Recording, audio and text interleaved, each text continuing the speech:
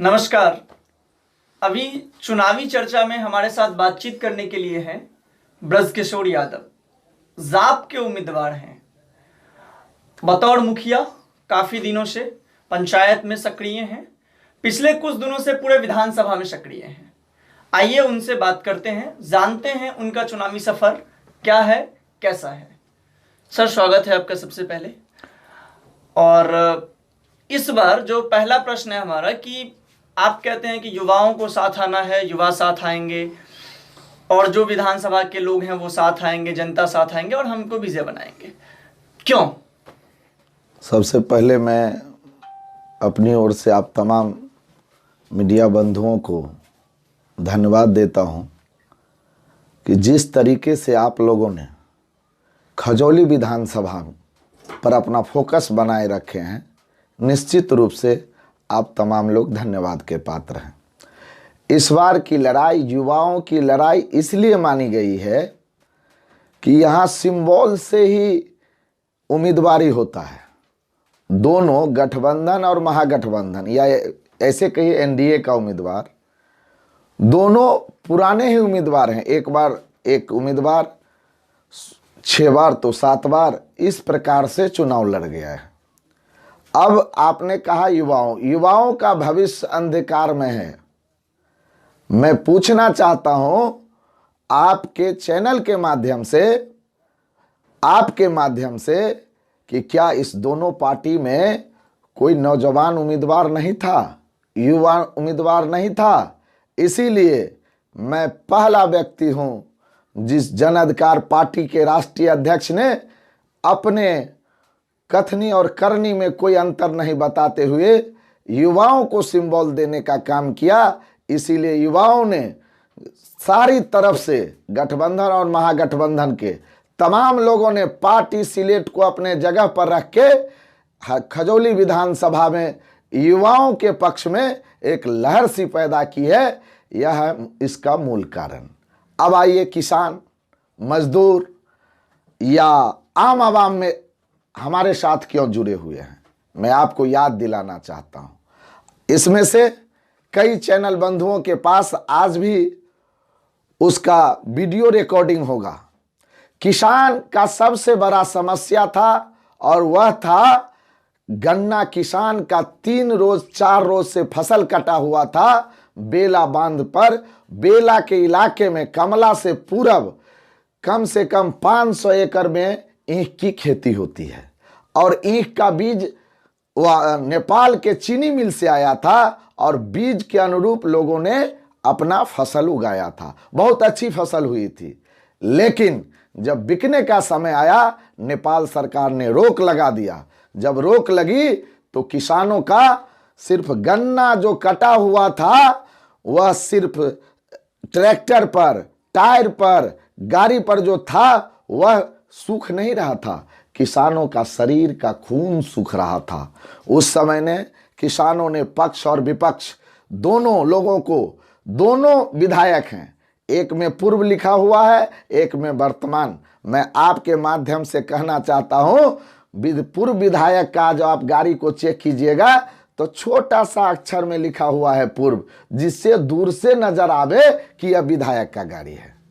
इस करने के लिए उसको समय है, लेकिन जब गन्ना का किसान ने हम का जो ईख सूख रहा था उसको कोई देखने वाला नहीं था, तो हमारे मुखिया संघ के अध्यक्ष जी मदन जी, प्रमुख साहब, तमाम सरपंच संघ के अध्यक्ष जी सत्तन बिराजी जी, तमाम लोगों ने, वार्ड सदस्य संघ के अध्यक्ष सुरेश जी, तमाम जनप्रतिनिधियों ने फैसला लिया कि जनता मालिक के कष्ट का, कोई दुख का निवारण करने के लिए पक्ष और विपक्ष, कोई विधायक और सांसद तैयार नहीं है तो हम तमाम जनप्रतिनिधि करेंगे। परिणाम आपके सामने में हुआ। बड़ा आंदोलन हुआ, बहुत बड़ा ऐतिहासिक आंदोलन जो जयनगर के इतिहास में एक लंबी लकीर खींची। और मैं आपको बता दूं, कमला का पुल को पूर्ण रूप से गन्ना के द्वारा, किसानों के द्वारा अपना ट्रैक्टर टायर लगा के जाम कर दिया गया और हम तमाम लोग किसान के आंदोलन के लिए वहां पर बैठे। और मैं आपको बता दूं, जब आंदोलन हो रहा था तो जो अभी वर्तमान विधायक हैं अपने समधी जी के दलान में बैठे हुए थे, आने का काम उचित नहीं समझा। और जब आप इतना चैनल आज के युग में आगे हो गया है, मोबाइल पर लोग फेसबुक चल रहा था, और जो विपक्ष के जो हारे हुए, इस प्रकार से बुझिए कि वर्तमान और पूर्व का ये हाल था कि वो भी अपने आवास पर बैठे रहे, लेकिन वहां धरना में आना उचित नहीं समझा। इसीलिए किसानों ने फैसला लिया कि जो मेरे साथ नहीं आया, जो गन्ना के मूल्य दिलाने के लिए नहीं आया, गन्ना आंदोलन में नहीं आया, उसका मूल कारण था प्रशासनिक। प्रशासन पूर्ण रूप से तैयार था कि जो धरना करेगा, जो सड़क जाम करेगा, उस पर एफआईआर होगी। तो आप मजदूर की बात करते हैं, किसान की बात करते हैं, युवा की बात करते हैं। पिछले कुछ समय से आप देख रहे हैं जिस प्रकार से बिहार कोरोना महामारी में बिहार दोहरी मार झेला है। कोरोना का मार झेला ही, साथ ही साथ बाढ़ का मार झेला है। और वो बाढ़ कहीं ना कहीं इन सभी चीजों को प्रभावित करता है। जब बाढ़ के कारण किसी युवा का, किसी गरीब मजदूर किसान का घर पानी में बह जाता है, तो उसे उन चीजों का मार झेलना पड़ता है। अगर आपको इस बार जनता विधानसभा भेजती है, तो आपके नजर में इन समस्याओं के लिए एक मास्टर प्लान क्या है, संक्षेप में बताएंगे? मैं आपको बता दूं, सीधा सा है कि हम लोग जहां पर हैं वह निश्चित रूप से बाढ़ का इलाका है, इसमें कहीं कोई दुमत नहीं है। लेकिन इस समस्या का समाधान सिर्फ हम लोग भाग के भरोसे नहीं छोड़ सकते। इसके लिए हमें जागरूक होना पड़ेगा। और जब हम यहाँ चुनाव जीतने के बाद बिहार विधानसभा में जाएंगे, तो निश्चित रूप से यहाँ एक प्लानिंग करके कि या तो बड़ा बांध बने, जैसे खैरामाट है, टेढ़ा है, इस सब जगह बांध का अगर मजबूती से जो उसका निर्माण किया जाए, तो बाढ़ की समस्या से बचा जा सकता है। तत्काल इसका समस्या का समाधान यही है। दूसरा है कि हम उनके साथ दिन और रात रहेंगे। पूर्व में आपने जैसे कहा कि बाढ़ आया, तो आप पता कर लीजिए, पूर्ण रूप से टेढ़ा गांव कट गया था, कोई वहां पर जाने वाला नहीं था। लेकिन हम जनप्रतिनिधियों ने पहुंचा, जन अधिकार पार्टी के राष्ट्रीय अध्यक्ष के दिशा निर्देशानुसार मैंने 4 जगह खाना बनवाया। वो था टेढ़ा, हनुमान नगर, खैरामाट और फिर परवा। मैं आपके माध्यम से बता दूं, यह भी सबसे बड़ी बात है कि उस विपदा के घड़ी में कोई किसी को हालचाल जानने के लिए नहीं तैयार था। आज इसीलिए आम आवाम मेरे साथ जुड़े हुए हैं। मैं टेढ़ा गया तो उन्होंने देहाती बात शब्दों में सीधे हमें कहा कि आप यहां से जाइए। हमने कहा क्यों? उन्होंने कहा कि मैं आपका नमक खाया हूं, मैं इसका सैयद दूंगा। यही है मेरा स्ट्रेटजी प्लान कि उसके साथ अगर जब तक समस्या का समाधान नहीं होगा, तो दिन और रात मैं उसके साथ खड़ा रहूंगा विपदा के घड़ी में। अब आते हैं खजौली विधानसभा में।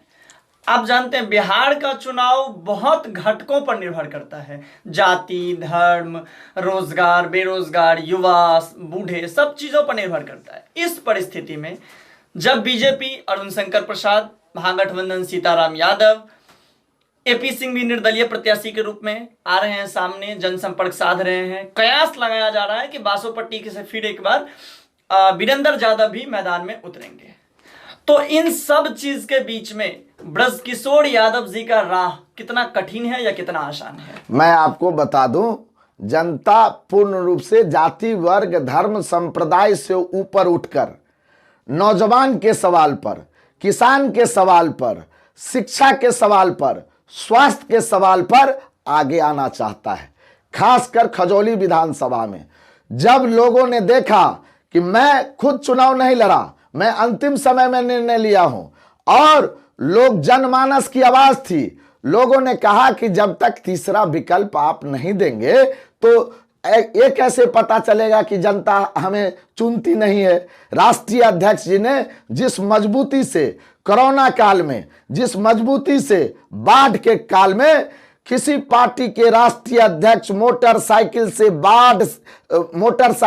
बाढ़ के समय में बांध पर जाने का काम किया था, वह पहला था जन अधिकार पार्टी के राष्ट्रीय अध्यक्ष राजेश रंजन उर्फ पप्पू यादव। और उसी के दिशा निर्देशों में कई जगह खाना का कैंप लगा था। कोरोना काल में हम लोगों ने सैनिटाइजर करवाए और मैं आपको स्वास्थ्य संबंधी बता दो कि इन दोनों जो भी उम्मीदवार है, किन्हीं से पूछिए कि आज तक किसी को एक बूंद ब्लड डोनेट किया हो।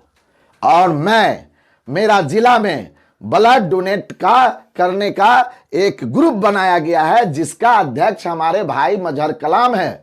और आज भी मेरे उस ब्लड डोनेटर ग्रुप में 20 यूनिट ब्लड है। हमने सैकड़ों लोगों का जान बताते हैं। हमारे राष्ट्रीय अध्यक्ष के जन्मदिन के अवसर पर हम लोग प्रतिवर्ष खून डोनेट करते हैं, ब्लड डोनेट करते हैं। इस प्रकार से अब मैं आपको बता दूं, आम जनताओं ने निर्णय लिया है। सबसे पहले इस गठबंधन और महागठबंधन, आम जनताओं ने कहा कि इस बार सिंबल से विधायक नहीं पैदा होगा, इस बार वोट से विधायक पैदा होगा। इसीलिए इन दोनों को अपनी ताकत बता देना चाहते हैं। तमाम लोगों का यही निर्णय है। उसके बाद मैंने आपको कहा, पूरे बिहार में तीसरा विकल्प सिर्फ एक पार्टी दे रही है, वो है जन अधिकार पार्टी। और उसी के जो हमारे राष्ट्रीय नेता हैं, उसी का जो मूलभूत है, उसी का मैं जन अधिकार पार्टी के जिला अध्यक्ष होने के नाते मैं हमेशा अपने पार्टी के लाइनअप पर चलता रहा।